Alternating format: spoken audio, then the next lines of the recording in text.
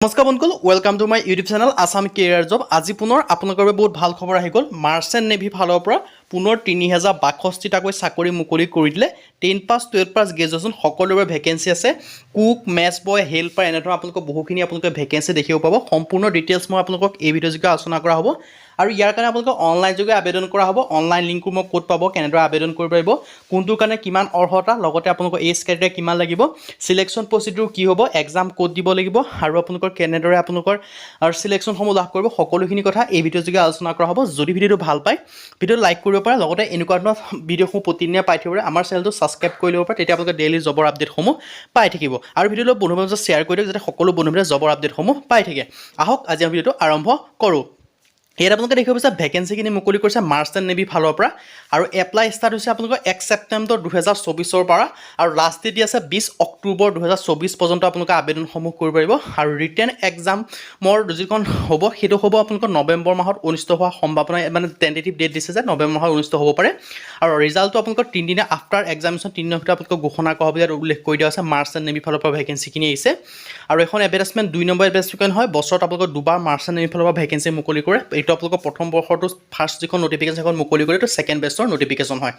আৰু ইয়াত আপোনালোকৰ সকলোখিনি ডিটেইলছ ইয়াত উল্লেখ কৰি দিয়া আছে আপোনালোকে দেখিব পাইছে আৰু এই ভেকেঞ্চিখিনিৰ কাৰণে মাত্ৰ আপোনালোকে অনলাইন যোগে আবেদন কৰিব পাৰিব বাকী অফলাইন কোনো আবেদন কৰাৰ পদ্ধতি নাই অনলি আপোনালোকে অনলাইন যোগে আবেদন কৰিব পাৰিব নিজৰ মোবাইলৰ পৰা আৰু ভেকেঞ্চিখিনি আপোনালোকে দেখিব পাইছে আপোনালোকৰ ডেক ৰেটিঙৰ ভেকেঞ্চি আছে আৰু ইয়াত আপোনালোকৰ চেলাৰী দিয়া হ'ব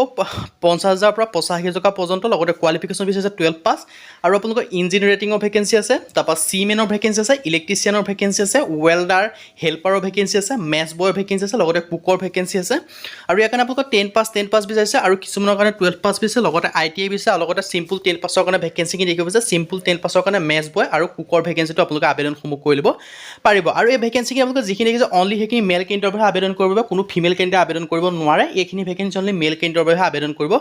পাৰিব আৰু only male apply freshers candidate আৰু ফ্ৰেছাৰ্ছ হ'লেও আপোনালোকে আবেদন কৰিব পাৰিব আৰু এইখিনিৰ কাৰণে কোনো আপোনালোকৰ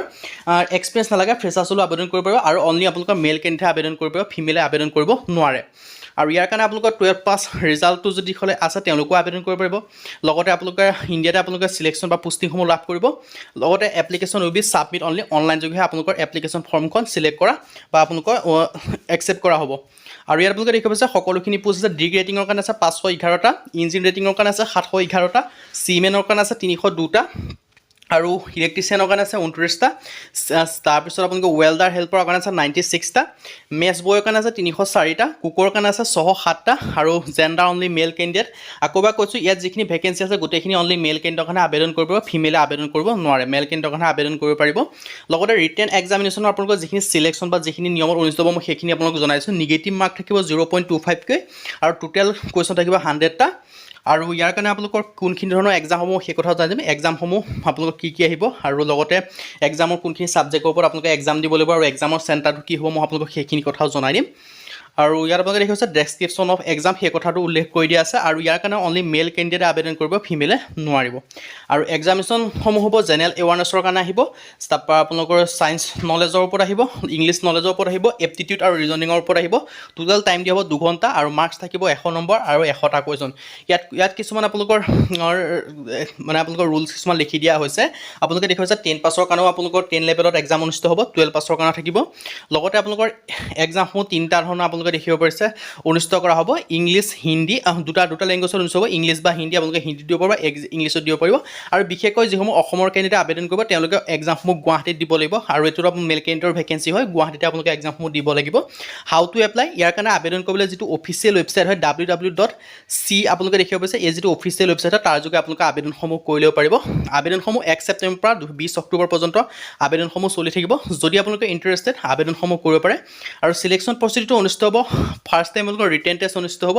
তাৰপিছত আপোনালোকৰ ৰিটেন টেষ্টৰ যেতিয়া ৰিজাল্ট আহিব ৰিজাল্টৰ পিছতে আপোনালোকৰ সিলেকশ্যনসমূহ বা আপোনালোকৰ ইণ্টাৰভিউ পাছ কৰিলে আপোনালোকৰ পোষ্টিংসমূহ লাভ কৰি যাব আৰু ইয়াত আপোনালোকৰ জেনেৰেল কণ্ডিশ্যন আৰু টাৰ্ম এণ্ড কণ্ডিশ্যন সকলোখিনি উল্লেখ কৰি থোৱা আছে আপোনালোকে চাই মেলি লৈ ভালদৰে আবেদন কৰিব পাৰিব আৰু আবেদন কৰা লিংক মই আপোনালোকৰ ভিডিঅ' ডেছক্ৰিপশ্যনত দিয়া থাকিব তাত গৈ আপোনালোকে আবেদনসমূহ কৰি ল'ব পাৰিব আৰু আপোনালোকে আবেদন কৰাৰ আগতে মই আপোনালোকক জনাইছোঁ এইটো এটা প্ৰাইভেট ভেকেঞ্চি হয় চ' আপোনালোকে ভালদৰে চাই মেলিহে আবেদনসমূহ কৰিব পাৰিব এপ্লিকেশ্যন ভালদৰে চাই মেলি ল'ব এইটো প্ৰাইভেট ভেকেঞ্চি হয় আপোনালোকে চাই মেলি আবেদনসমূহ কৰি ল'ব আজি ভিডিঅ' মানে যদি ভিডিঅ' ভাল পালে লাইক কৰিব লগতে চেনেলটো ছাবস্ক্ৰাইব কৰি দিব পাৰে এনেকুৱা ধৰণৰ ভিডিঅ'সমূহ প্ৰতিদিনে পাই থাকিব আজিলৈকে পুনৰ ভিডিঅ'ত লগ পাম